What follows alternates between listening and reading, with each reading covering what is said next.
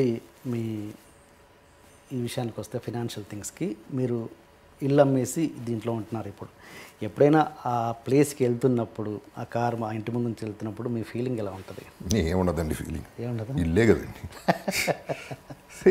Feeling ఏదో అమ్మటం గొప్ప విషయం కాదు.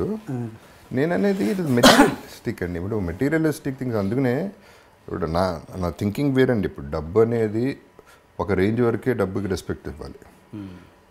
ఒక రేంజ్ వరకు డబ్బులు సంపాదిస్తాం, ఆ తర్వాత డబ్బులు మనం సంపాదించేస్తాం, బానిస అయిపోతాం. అది పెద్ద అడిక్షన్ అండి.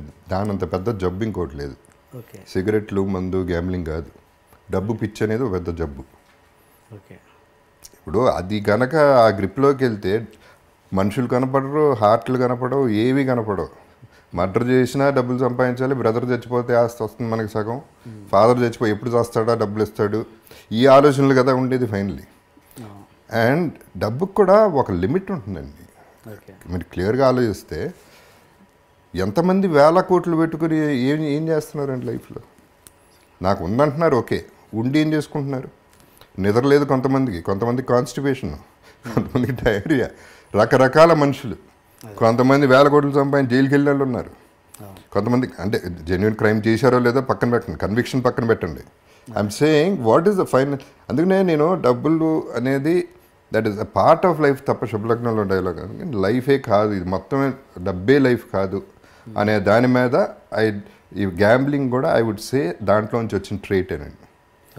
అంటే ఇది నేర్చుకోగలగాలి, ఇవ్వటమో లేకపోతే పోవటం అనేది నేర్చుకోగలిగితే బాగుంటుంది లైఫ్లో.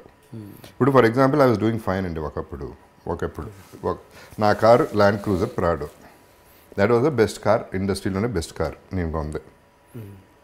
3-4 ఏళ్ళు ఉంది. పొద్దున్నే స్నానం చేసి బయటకు వచ్చి చూశాను, కారు కనపడుతుంది. దీని మీద నాకేంటి అటాచ్మెంట్ అసహ్యంగా అనుకున్నాను. కారు మీద అటాచ్మెంట్ ఏంటి? అమ్మేయన్న అంతే, ఇమ్మీడియట్గా అమ్మేయన్న. అప్పటికి మీ బ్యాడ్ పొజిషన్ ఏం లేదు, శుభ్రంగా ఉన్నా. నేను కొంత 25 lakhsకి. సరే డెస్పరేట్ మామూలుగా నేను అమ్మేయన్నాక పట్టించుకోండి పెద్దగా. ఎవరో 9 లక్షలు 10 లక్షలు అన్నాడు, తీసుకుపో అన్నా. ఇక దాని గురించి డిస్కషన్ వద్దు. So that is how I feel. Letting go, వదలగలిగితే చేయి నొప్పి పట్టదు, పట్టుకుంటేనే చేయి నొప్పి పడుతుంది. ఇది నాది అంటే మనం we are torturing our mind and body and everything. And మిగతా అన్నీ మర్చిపోతున్నాం. ఎంతమంది పేరెంట్స్ని కలుస్తున్నారండి, ఎంతమంది కలిసి ఉంటున్నారు ఫ్యామిలీలో, ఎంతమంది హస్బెండ్ అండ్ వైఫ్ హ్యాపీగా ఉంటున్నారు. డబ్బు విషయంలో కూడా ఎన్ని డివోర్సులు జరుగుతున్నాయి. So all this the main villain in life is money అండి. సో అందుకనే నేను ఆ మనీ అనే దానికి అంత ఇంపార్టెన్స్ ఇవ్వకూడదనే నా ఫిలాసఫీ అండి. బికాజ్ నేనేంటి, నాకున్న డబ్బు నాకు చాలా తక్కువ ఉందండి నిజం చెప్పాలంటే. అది కూడా మళ్ళీ తిరిగి సంపాదించింది. కానీ నేను నా ఫస్ట్ క్లాస్లో వెళ్తాను, నా 5-star హోటల్లో ఉంటాను, నా ఫ్యామిలీ అట్లాగే వెళ్తుంది, ఫ్యామిలీ అలాగే ఉంటుంది. వాళ్ళకి ఎంత మిగిలితే అంత పిల్లలకి ఇస్తాం అంతే. ఎవడు రూల్ పెట్టలేదు 1,00,000 కోట్లు ఇవ్వాలని. వాళ్ళ బతుకు బతకాలి. ఇవ్వగలిగితే ఇవ్వలేకపోతే నోరు మూసుకు కూర్చో అంతే. అండ్ మీ బ్యాడ్ ఫీల్ కొంత ఫ్రస్ట్రేషన్ కూడా ఉందండి దీంట్లో. బికాజ్ ఆ ఒక్క దృష్టితోనే చూస్తున్నారు జనాలు. పొద్దున్న లెగిస్తే ఎలా మోసం చేద్దాం, ఎవరిని బకరా చేద్దాం అనే పద్ధతిలో ఎంతమంది ఉన్నారు అంటే నెగిటివిటీ స్ప్రెడ్ అవుతూనే ఉంది. అందుకని I don't go for parties అండి. పార్టీస్కి వెళ్తాం, ఓకే, ముందు కొట్టేస్తాం, రాత్రి అంతా ఒకరికి వాళ్ళు మాట ఇచ్చేస్తాం, రేపు మనం అది చేసేద్దాం, ఫోన్ కూడా ఎత్తారు రేపు. సో అల్టిమేట్లీ దానికి ఎంత వాల్యూ ఉందో చూడండి, మనకెంత వాల్యూ ఉందో చూడండి.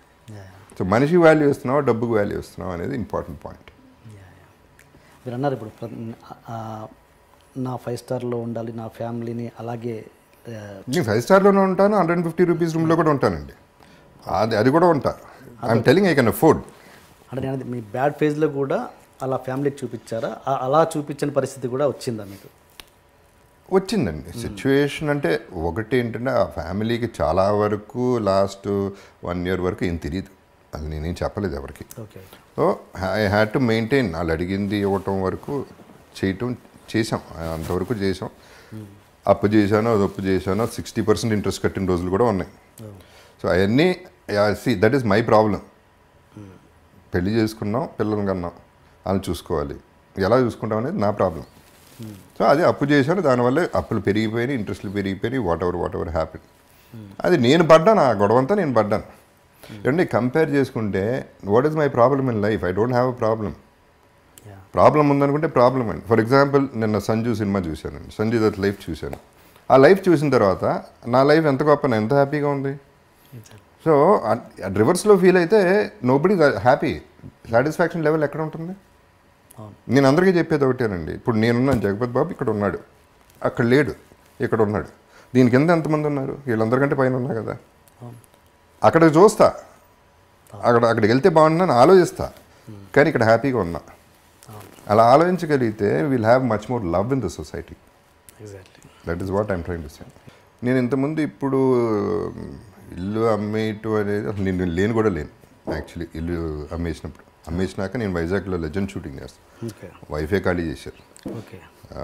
సో అసలు ఇల్లు అమ్మేస్తున్నారు, బయటికి వెళ్ళిపోతున్నాం అనే ఫీలింగ్ నాకు లేనే లేదు. టు ప్రూవ్ దట్ రీసెంట్గా ఒక పర్టికులర్ విజువల్ నేను షూట్ చేసుకున్నాను వేరే దానికి. ఆ ఇంటి ముందే నేనే కావాలని తీసుకెళ్ళి కెమెరా పెట్టి గేట్ బయట నుంచుని, ఒకప్పుడు నా ఇల్లు ఇది, ఇప్పుడు ఇల్లు అదే, అడ్రస్ అదే, పేరు మారింది, అంతే జరిగింది, అంతకంటే ఏమీ జరగలేదు. ఈ ఇల్లు పోవడం వల్ల నాకేం పెద్ద నష్టం కలగలేదు, ఇంతకంటే పెద్ద ఇల్లే కట్టుకోగలను. So it is not an issue అనేది ఇంతకుముందే చెప్పాను. వాటి మీద ప్రేమ పెంచేసుకుంటే మనం ఎందుకండి ఇంకా కావాలి. ఇల్లు ఉంటే బాగుంటుంది.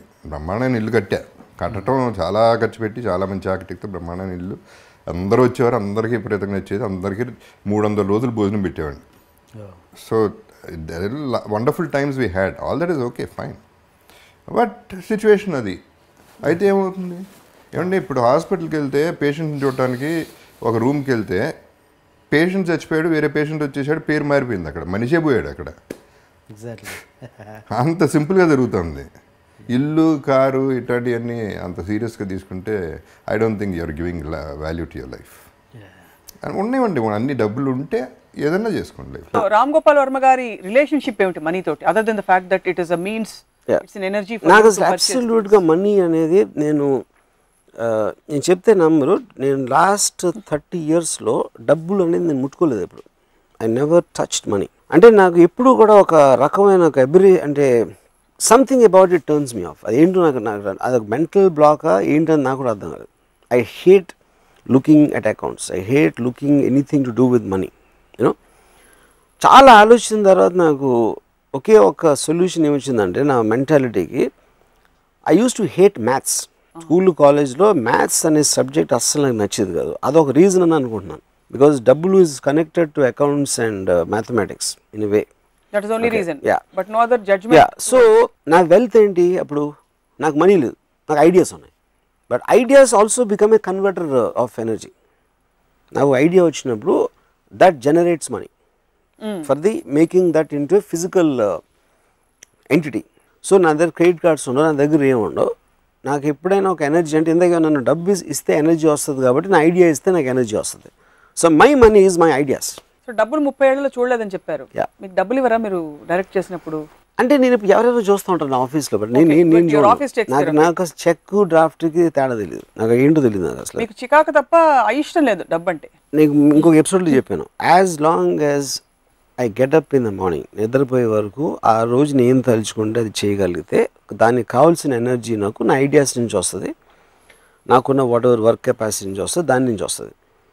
దానికి ఏదైనా మనీ అవసరమైతే వేరే వాళ్ళు చూస్తారు, నేను అసలు పట్టించుకున్నది. మీరు అదృష్టవంతులు, అందరికీ అదృష్టం ఉండదుగా. నా పాయింట్ ఏంటంటే, మా గ్రాండ్ ఫాదరు ఆయన 67 70 ఏళ్ళప్పుడు ఇంకా డబ్బులు ఎక్కడ వచ్చి మన స్కీమ్లో వేయాలంటే, పుట్టినప్పటి నుంచి ఎప్పుడు నా దగ్గర ఇది ఉండదో, రేపు పొద్దున్న డబ్బు లేకపోతే నాకు తిండి ఉండదో, లేకపోతే ఇంకేదో అవ్వదో అన్న భయంతో బతకటం కన్నా, భయంతో బతకడానికి మీనింగ్ ఏంటి? నా పాయింట్ అది.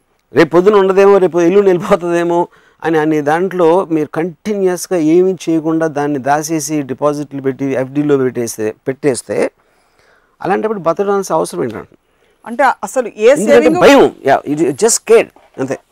కాదు, ఇది రిలేటివ్ కదా, you can't look at it absolutely. ఇప్పుడు నేను కాలేజ్లో ఉన్నప్పుడు మా ఫాదర్ నాకు 400 రూపాయలు పంపించారు.